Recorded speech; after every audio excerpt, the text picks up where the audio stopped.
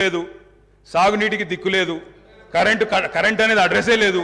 ఇక ఇది వీళ్ళ పాలన అధ్యక్ష. 50 ఏళ్ళు పరిపాలించి అధ్యక్ష, ఇక్కడ కూర్చున్న సభ్యులు ఆలోచన చేయాలి అధ్యక్ష.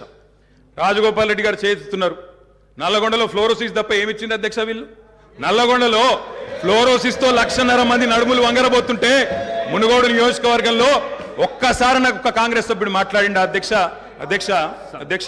సబ్జెక్టే మాట్లాడుతున్న అధ్యక్ష. తర్వాత సభ్యుడికి ఇష్టం వచ్చినంత టైం ఇవ్వండి, మాట్లాడినివ్వండి, మాకు అభ్యంతరం. ఐఎమ్ నాట్ ఈల్డింగ్ అధ్యక్ష. నల్లగొండలో ఫ్లోరైడ్ బాధలు, దేవరకొండలో పసిపిల్లల అమ్మకాలు, పాత బస్తీలో మైనారిటీ తీరని బాలికల వివాహాలు, మహబూబ్ నగర్లో గంజి కేంద్రాలు, పాలమూరు నుంచే 14 లక్షల మంది వలసలు ప్రతి సంవత్సరం.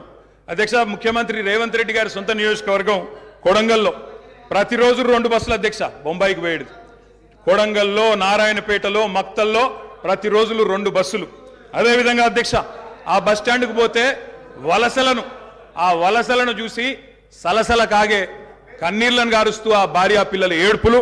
అదేవిధంగా 50 ఎకరాలు ఉన్న రైతు అయినా సరే అధ్యక్ష, తెలంగాణలో ఆనాడు కాంగ్రెస్ పరిపాలన ఎంత గొప్ప పరిపాలన అంటే అధ్యక్ష, మహబూబ్ నగర్లో 50 ఎకరాలు ఉన్న రైతు అయినా సరే గుంపు మేస్త్రిగా పనిచేసే దుస్థితి అధ్యక్ష. హైదరాబాద్కి వచ్చి కూలీ చేసుకునే దుస్థితి. ఇది వాస్తవం అధ్యక్ష, వారికి కూడా తెలుసు. ఒక్క మాటలో చెప్పాలి అంటే తప్పకుండా చెప్తాం, అన్ని చెప్తాం. గౌరవ అధ్యక్ష కేటీఆర్ గారు చెప్తా. గౌరవ కేటీఆర్ గారు ఒక్క నిమిషం, డిప్యూటీ సీఎం గారు మాట్లాడతారు. ఒక్క నిమిషం అధ్యక్ష. ప్రభుత్వం మారింది, ప్రజలు అత్యంత ప్రజాస్వామ్యయుతంగా తీర్పిచ్చారు. మేము చాలా విషయాల హృదయంతో ప్రభుత్వం తరఫు నుంచి చాలా స్పష్టంగా చెప్పాం. అత్యంత ప్రజాస్వామ్యయుతంగా సభను నడుపుకుందాం, ఉన్నటువంటి విషయాలపైన లోతుగా చర్చిద్దాం, నిర్మాణాత్మకమైనటువంటి సూచనలు మీరు ఏమిచ్చినా మేము తీసుకోవడానికి సిద్ధంగా ఉన్నామని చెప్తా ఉన్నాం.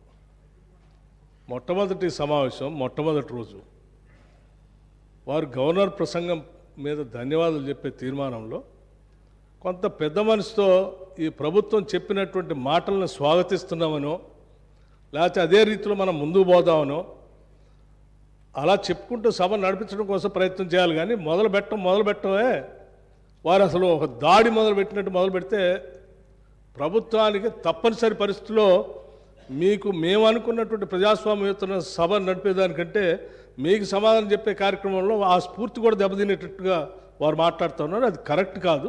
దయచేసి మీరు ఏం చేశారనుకుంటున్నారో చెప్పండి, మేము ఏం చేయాలనుకుంటున్నారో చెప్పండి.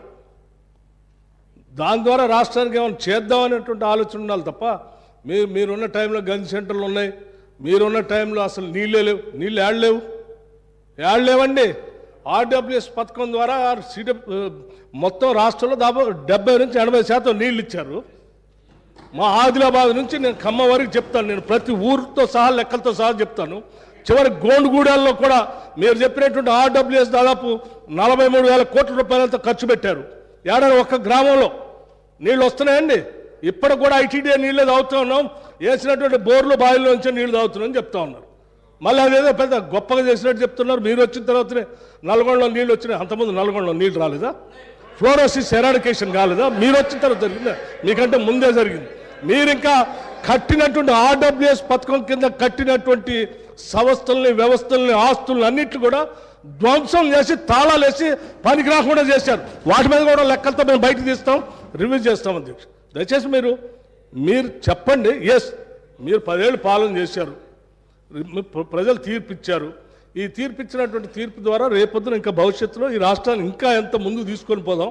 మీరు ఏదైనా ఉంటే సూచనలు చేయండి, మేము వినటానికి సిద్ధంగా ఉన్నాం, అమలు చేయడానికి కూడా సిద్ధంగా ఉన్నాం.